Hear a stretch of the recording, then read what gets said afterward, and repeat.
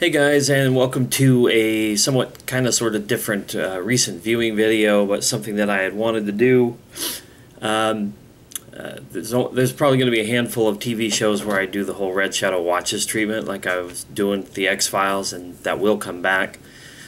But with some shows, maybe things I'm just watching brand new, maybe some shows I've already watched and don't want to start from the beginning just for the sake of doing this thing. I'm just going to do these season recent viewings or recent watchings, whatever the hell I'm calling this. I don't even know. I'm having a weird day.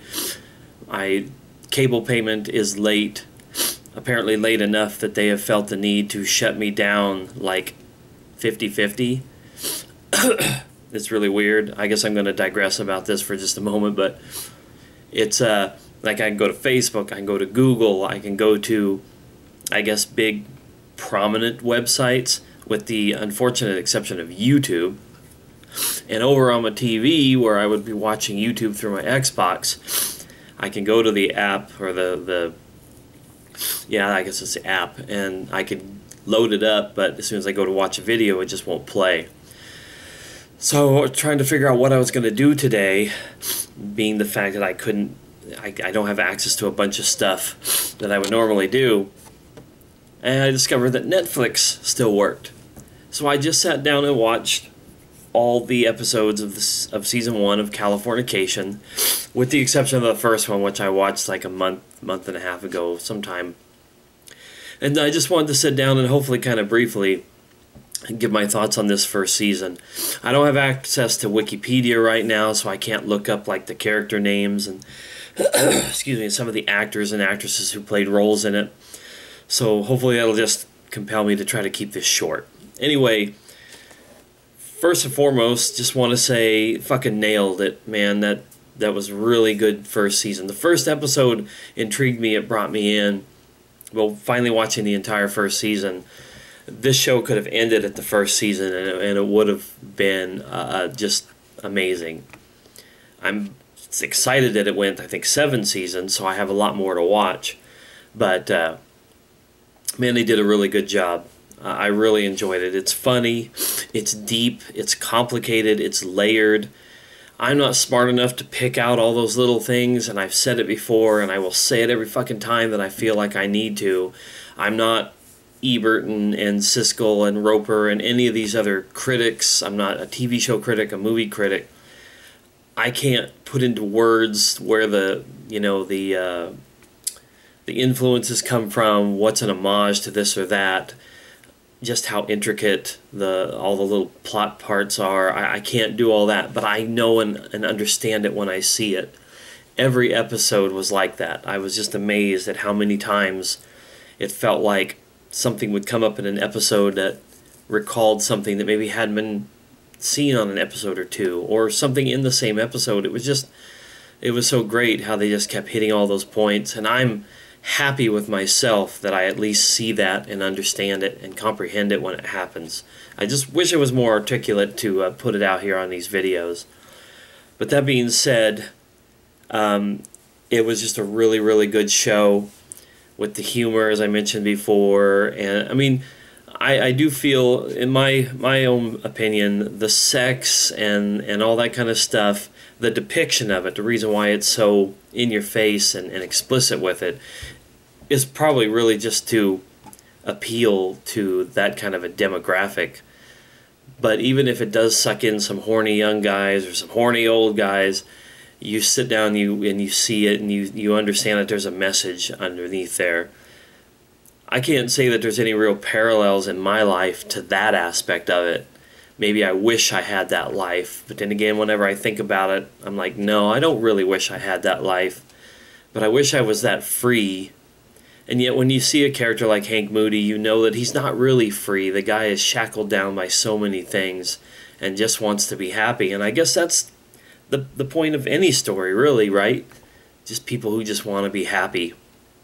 I watched the show, like I said, all these episodes, and I laughed my ass off at times, and I shook my head at times, and I was like, huh, what's going on here? And a lot of the stuff that had to do with his character and his daughter, made me emotional. I was close to tears at times when I saw some of that stuff. And the stuff in the episode that happened to do with his father's passing made me think about my dad and myself. Our relationship not really similar to Hank and his dad's, but it made me think about my dad. So it's a show, I guess, it just has a little something for everybody. The humor, the drama, the stories, everything. It's just, I don't know. I really, really liked it, but I did want to establish one thing for me, and this is just for me personally.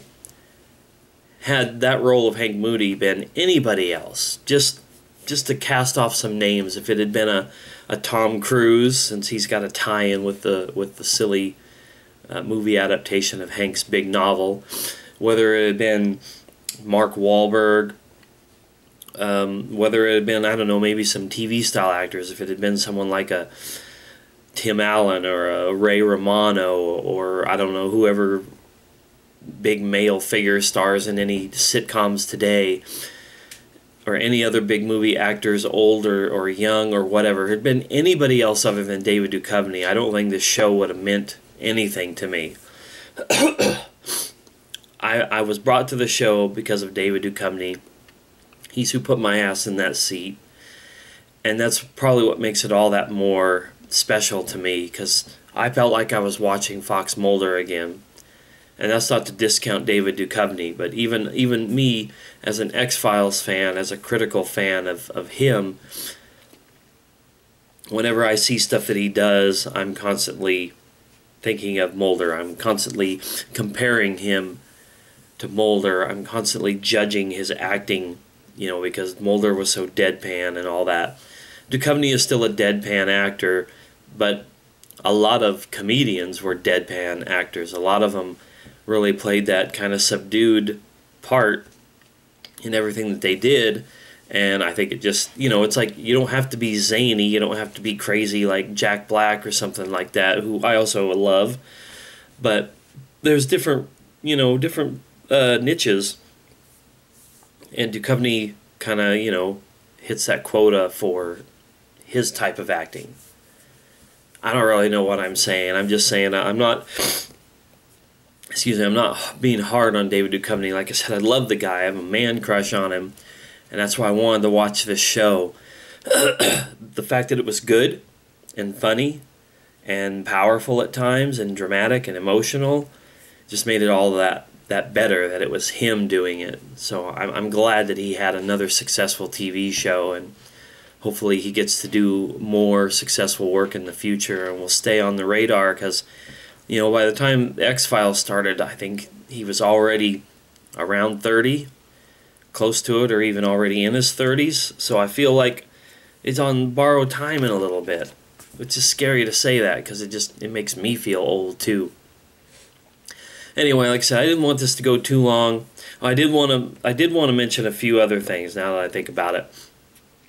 The very first episode of the show made me a little uncomfortable, because they depict Hank Moody's character sleeping with this girl. They go so far as to even have her naked, like boobs and everything.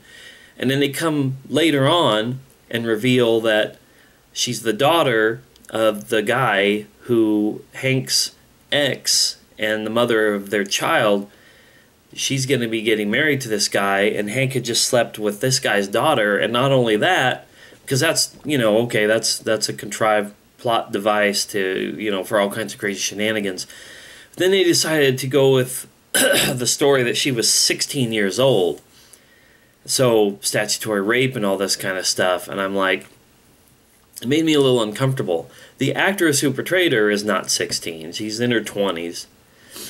But the fact that they even just wanted to put it in the episode, that you're watching him have sex with an underage girl, and she's even depicted as being nude and everything, and then roll with that as a plot thing, was ballsy, but it made me uncomfortable. Now, watching the whole first season, I just kind of realized not only was I uncomfortable with that, but I just kind of hated her character. Yeah, she's kind of a bitch. She's kind of an asshole, She uses that. She leverages that against him in a lot of ways. But it still made me uncomfortable, I guess, just in general. Hank Moody's a womanizer, and he sleeps with a lot of ladies and doesn't call them back and makes a lot of people feel like shit. But I can handle that because at least they're all adults. The moment that they depict a child, and they already have his daughter in the show, and I can't remember exactly what age she's supposed to be, but I'm guessing probably like 13-ish or something. That's only a couple years away from her being that age that they wanted to show. I mean, I hope I'm explaining that correctly or in some way that people can understand it. It just, I guess maybe because I'm a dad of a daughter who will someday be sexually active, to see it on TV, the idea of, hey, this is supposed to be an underage girl and they're showing it all. I don't know. It just gave me the heebie-jeebies a little bit. That being said, like I said, they did kind of set her up to be, a despicable character, and she was one of those characters that for the whole first season I was just like, ugh, I don't even want to see her or see the dealings with her, and she's in it a lot. There was another character who was in there who I was sad to see go. It's such a not a coincidence, maybe a cruel coincidence that the character's name is Meredith. And that probably doesn't mean anything to anybody watching this, but it did to me. But she was like this one lady who was kind of a constant in Hank's life in this first season. And I actually liked her as a character. I liked her and him together. So, of course, it wasn't going to work out. Because, of course, they want him and his ex, who wasn't ever his wife, but the mother of his child, who plays prominently. I mean, I like her character, but I'm not really rooting for Hank and Karen to be together. I wanted Hank to find somebody else, and I'm backseat producing, I guess. But I like that one Meredith character. I wish that could have worked out. A lot of these other girls just come along or just whatever. Also, Hank's agent, whose name I can't think of now. He's hilarious. The character's great, but the actor who plays him is great. I don't know. There's a lot of great characters, but I didn't want to weigh this down and make this too long. I'm probably going to just jump right on into season 2, so there'll be another video about that after I get finished with it. So anybody who's watched Californication, you got a thumbs up, a thumbs down for it. I really like the show. I never would have got to watch it while it was airing because it was on Showtime, and I don't do cable, let alone premium cable stuff. But man, it's a hell of a show, and like I said, proud of David Duchovny for another big hit and something else that people can look back fondly on in his career. And anyway, I guess that's it. I love it, and I'm on the season 2.